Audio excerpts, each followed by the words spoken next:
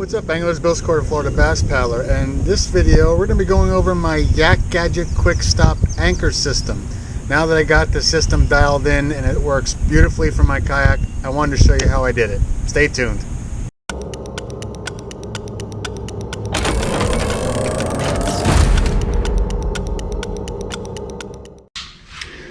Alright, so we're going to go ahead and we're going to start in the back. If your Old Town Predator PDL is shallow water anchor ready, your Bigwater 132 PDL should already be anchor ready. You're going to want to go ahead and take out those 4 plastic filler screws.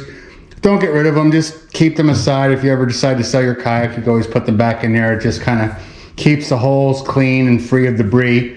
You're going to get 4 threaded studs here. Now keep in mind, when you put these in, one end is made to accept a hex wrench. So you want to make sure it's facing outward.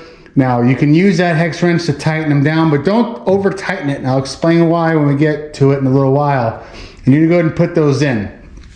And then you're going to get 2 of these plates. I'll explain what these are for. But first, let's go ahead and put those on. Just like that.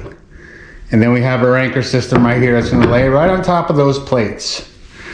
Now, I don't believe the website is updated. You're going to get these locking knobs here. These are by, I believe it's pronounced Dubro. You're going to get 4 of them. You're going to go ahead. As you can see, there's not a lot showing as far as threading. There's enough for me to get a good grip on this anchor. I've used it. It's been fine. But if you feel more comfortable, you can adjust these studs to stick out more and to get more grip. But as long as you're getting threads, she's secure. And that's it. It is now installed on your kayak. What'd that take? 2 minutes? That's what she said. Anyway, that's installed. Again, it may look a little different on the website. There's a nice YakGadget logo engraved here. It didn't come with that, but that's okay. Again, that's installed. And then what you're gonna wanna do is take your line and you're gonna put a standard loop knot there, and you're just going to feed that down, and I do it in between the black rudder lines. Fits through that back hole of the kayak, just like that. She's all installed. Now let's take a look at the other options I installed. Okay, so over here on my side plate, I decided to go with a low profile Anchor Wizard crank. There's a lot of line to manage on this anchor system, and I'll go over that in a second. Using this line, it's so much easier to not only manage the line, but to manage how you raise and lower your anchor stick. And we're gonna go out on the water now, and I'll show you how easy that is. Okay, so this is why I find this Anchor Wizard to be so helpful. Let's turn it a little bit counterclockwise, and we're just gonna slowly pull line to lower the anchor stick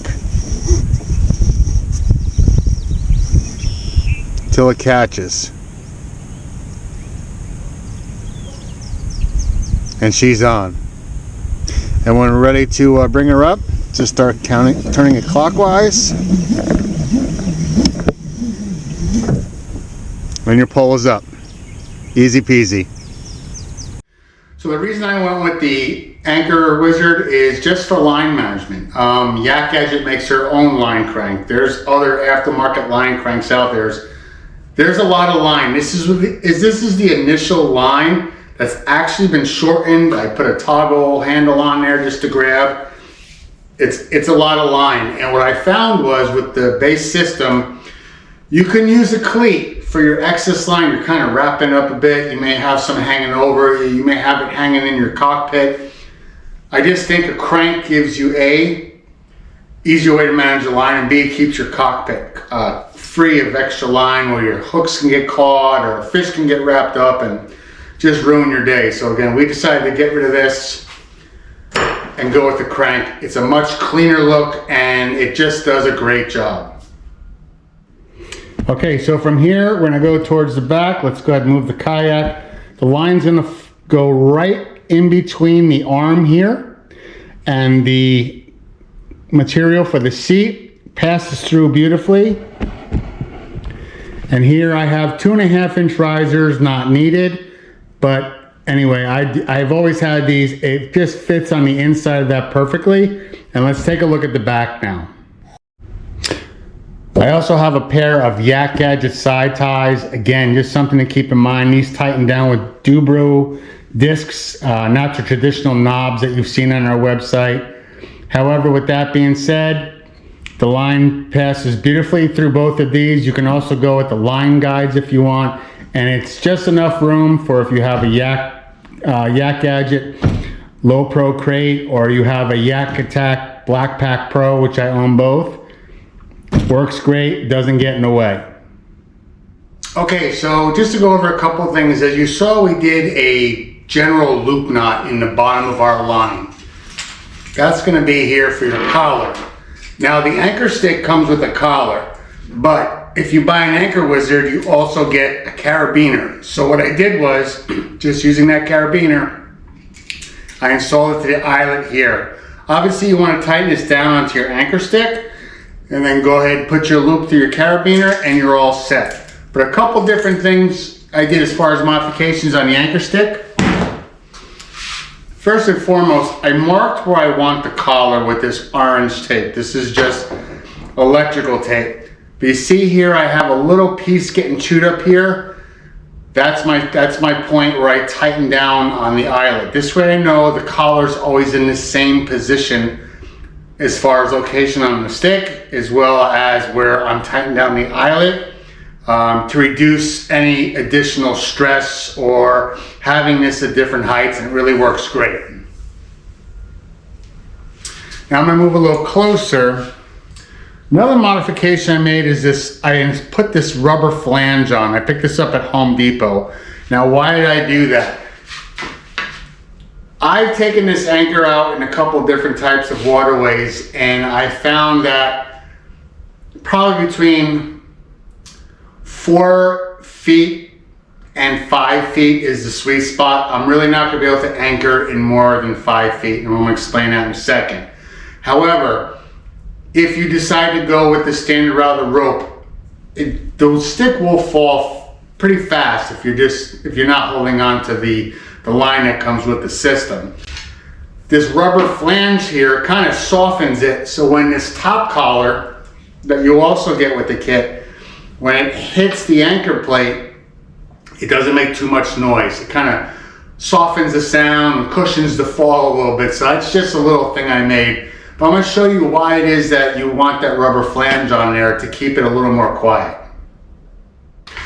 Okay, so this piece here is and I'm going to say improvement. I really do think it's an improvement. The initial anchor plates didn't have this bad boy. This helps support the pole to help keep it straight, to try to keep it from wobbling too much. You're going to have some wobble noise. Again, that's one of the trade-offs, but again, this piece here, again, when your anchor, if you're in deep water and your anchor comes all the way down, it's going to hit right here, right in this area here. And that flange helps cushion some of that to, I mean, it's still going to make some noise, but it's not going to be as loud, and it's going to be cushioned. You're not, you know, it's just overall just for a little bit more simplicity. So again, when your anchor's all the way down, the top collar is going to sit right here, and that flange just helps keep the noise to a minimum. So my overall impression of the QuickStop anchor system from YakGadget, I really like it, and it gets the job done. I've had it in freshwater, I've had it in intercoastal water, I've had it in backwaters, and it holds my position up to 5 feet in depth. Now, can it do all the wonderful things that a shallow water anchor power pole can do? No, and that's fine. However, you can also save $600 to $700 by going with a system like this. Now, there's sex appeal on both sides. Power pole, money. The budget's yours. You do whatever makes you happy. And by no means am I bashing. I'm just talking about a great system for the budget-minded angler that'll help keep your kayak in place, especially if you're on the fish.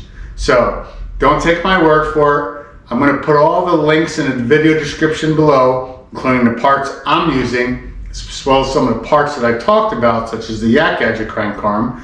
And again, you may not need these things based on the type of kayak you have. This is just how I have mine set up on my Predator PDL, which is a 2020 model. I hope you found this video informative. If you have any questions, please put them in the comments below, and I will respond as quickly as possible. Also, if you like this video, do an old guy a favor and please subscribe and ring that bell for new future notifications for my fishing videos as well as gear reviews. I'm Bill Scortifar, Bass Paddler.